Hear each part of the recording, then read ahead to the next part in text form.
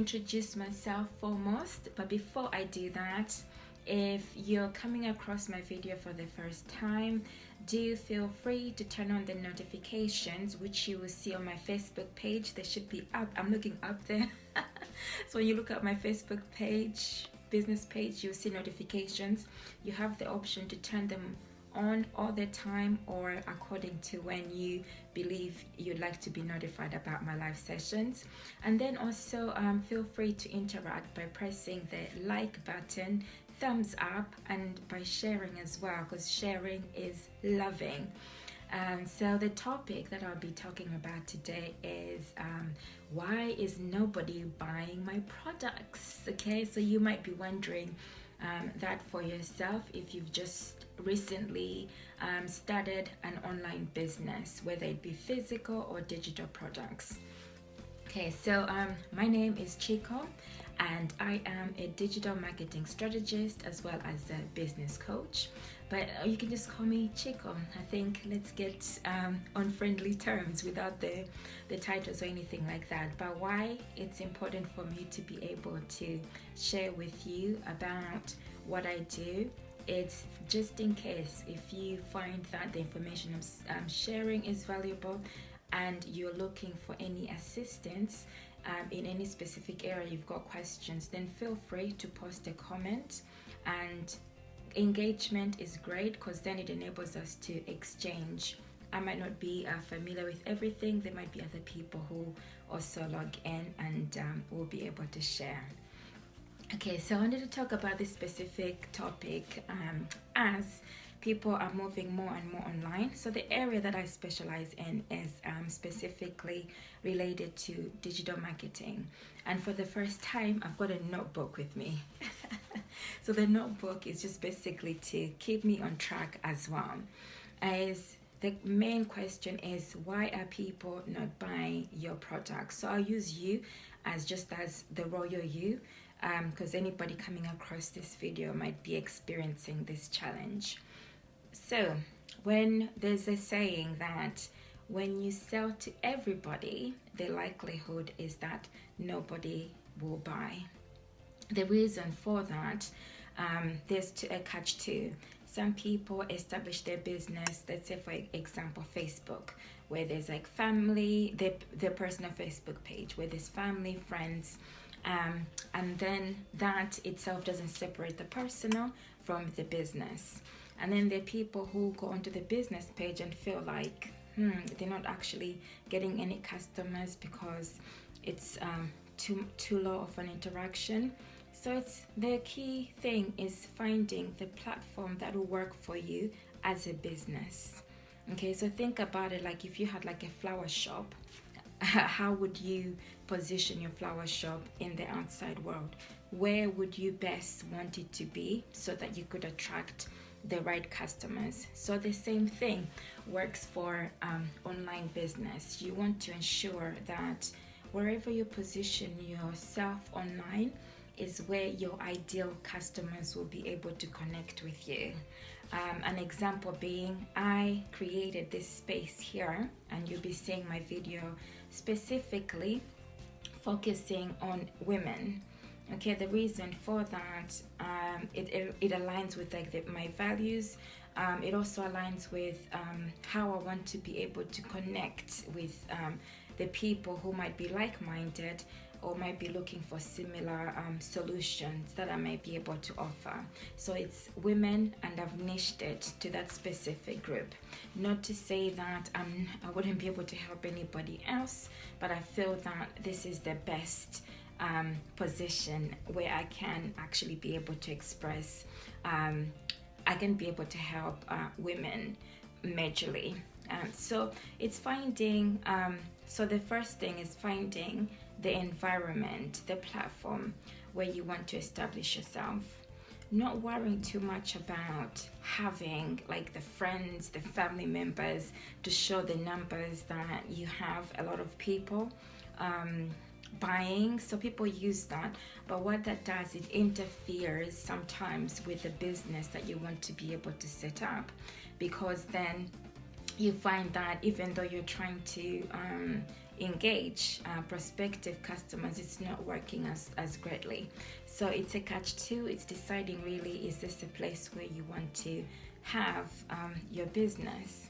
So what works well is like, when you think about it, I'll give the example of a flower shop or Starbucks. You're going somewhere specifically to buy something, okay, and to interact, because that's where, like, let's say Starbucks, I go there because I know that there's going to be something specific. There's going to be a coffee that I like, and it's not just going to be anything generic, okay? So I wouldn't find, when I go into Starbucks, that for instance there's McDonald's things in Starbucks, because that wouldn't work.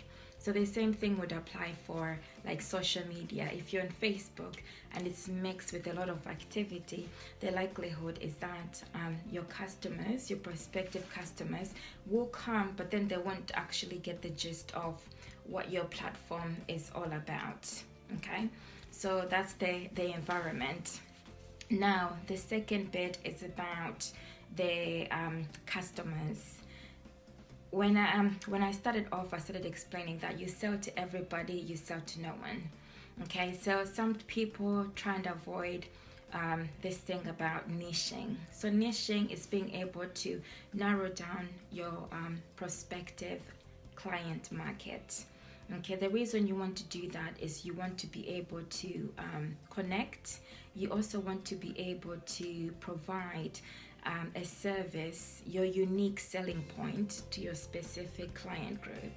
And why this works well is that rather than just I was going to say throwing the products, rather than just selling to everybody, what you're doing is, when you have that niche market, over time you get to understand the customers based on their changing needs as well. So they could potentially become your lifetime valued customers, in that you grow with them, especially like in the digital marketing world, is that when you have like a smaller pool of clients, it is better, because then you get to know through introducing them to your first product, to see whether that product has worked for them. And if it hasn't worked for them, then you can also have the opportunity to refine it and get feedback and improve on that. Then you also can provide them offers meaning like from a front end to a back end offer. Okay, so these are all digital digital terminology, but think of it this way, if you're not in digital marketing, is that when you go into, I'll use Starbucks again, so when you go into Starbucks, you order a smaller drink, but you could order like a packed meal, for instance. So rather than just having, you could have 2 for the price of 1. Okay, so people want that because they've become familiar with the products and the taste and the quality. So they're most likely to keep going, even if it's a higher price. They wouldn't mind paying, because they know that they're going to be offered the value that they were looking for. So I hope that makes sense. So that person becomes your valued customer, and they get to know, like, and trust you. You develop a relationship where online it's more about you and representing your brand. So that's number 3.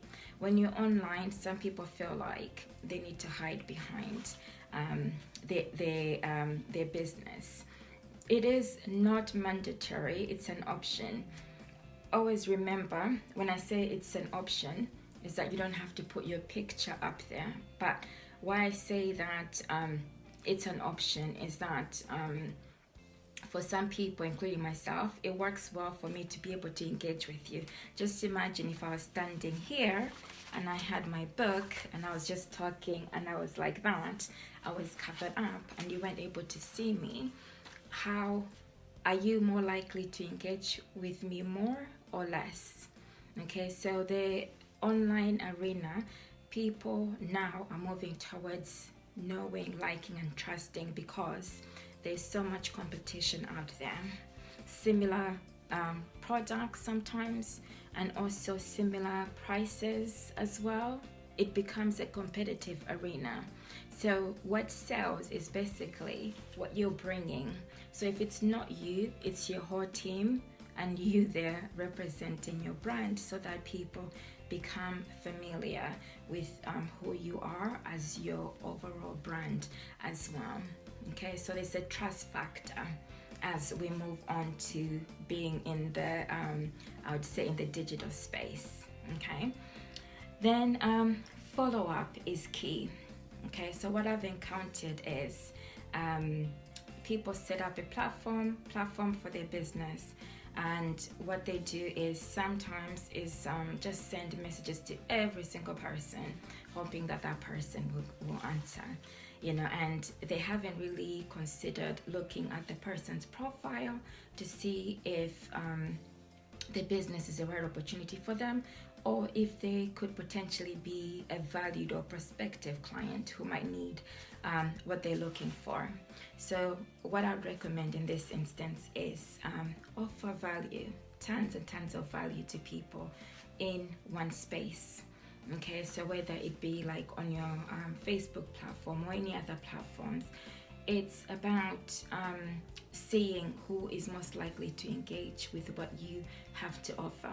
And if they've got any questions, people are most likely to come to either make a comment or come to your inbox. So you position yourself as somebody who's an authority in that arena. Okay, so when you position yourself as an authority, people will automatically come towards your way anyway.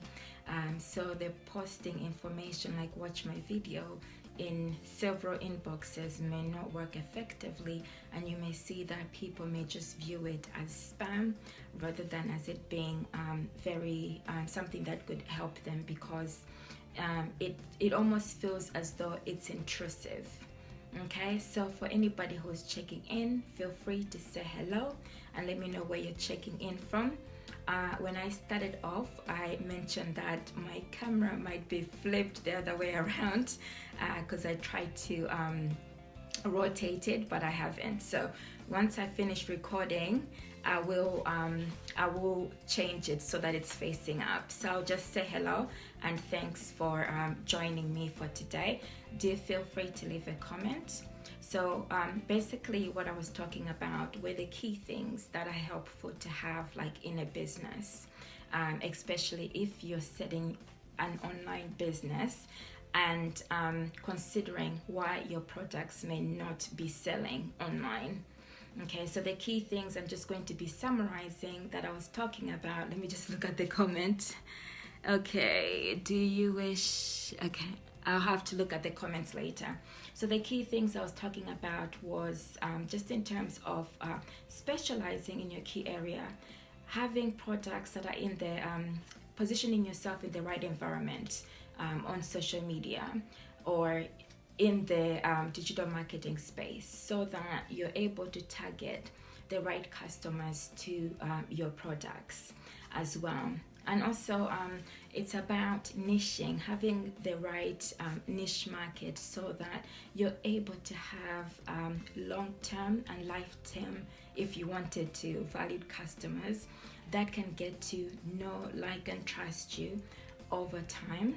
And then I also spoke about branding, that it's essential, if you can, to position yourself as the person in front of the brand.